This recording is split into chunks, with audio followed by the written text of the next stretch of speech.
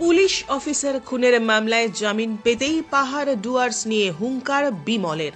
বলিদান দিবস উপলক্ষে শিবচুতে এসে পাহাড় ও ডুয়ার্সের কিছু অংশ নিয়ে বোরো ল্যান্ড টেরিটোরিয়াল অ্যাডমিনিস্ট্রেশন ধাঁচের স্বশাসিত স্বায়ত্তশাসনের দাবি জানালেন গোর্খা জনমুক্তি মোর্চার সুপ্রিম বিমল গুরুং।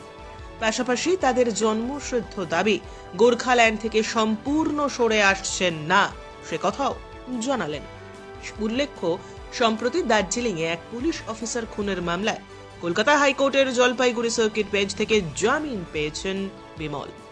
শনিবার ছিল গোর্খা জনমুক্তি মোর্চার অন্যতম কর্মসূচি বলিদান দিবস পালন। এদিন উপলক্ষে বিমল গুরুং ডুয়ার্সের শিবচুতে আসেন। প্রসঙ্গত উল্লেখ্য, 2011 সালের 8ই ফেব্রুয়ারি গোর্খাল্যান্ড দাবি নিয়ে আন্দোলনের সময় পুলিশের গুলিতে ভিকি লামা, নেতা খাওয়াস এবং বিমলা রায় নামের 3 জনের মৃত্যু হয়। তারপর থেকে প্রতি বছর গোর্খা জনমুক্তি মোর্চার তরফে শিবচুতে পালিত হয়ে আসছে বলিদান দিবস। তৈরি হয়েছে শহীদ স্মারক। এদিনও তার পরিবর্তন হয়নি। এদিন শ্রী গুরুং শহীদদের স্মৃতির পুষ্পস্তবক দিয়ে শ্রদ্ধা জানান। তারপর বিভিন্ন বিষয় নিয়ে দীর্ঘ বক্তব্য রাখেন। পরে সাংবাদিকদের সঙ্গে মুখোমুখি হয়ে জানালেন, দার্জিলিং, কালিম্পং জেলা এবং ডুয়ার্সের বিভিন্ন উন্নয়নের প্রয়োজনে বোরো ল্যান্ড টেরিটোরিয়াল অ্যাডমিনিস্ট্রেশন ধাঁচের স্বশাসিত স্বায়ত্তশাসনের বিশেষ দরকার। আমরা এ বিষয়ে দাবি জানিয়েছি, তবে আমাদের জন্মসিদ্ধ দাবি গোর্খাল্যান্ড, সেটা থেকে সরে আসছি না।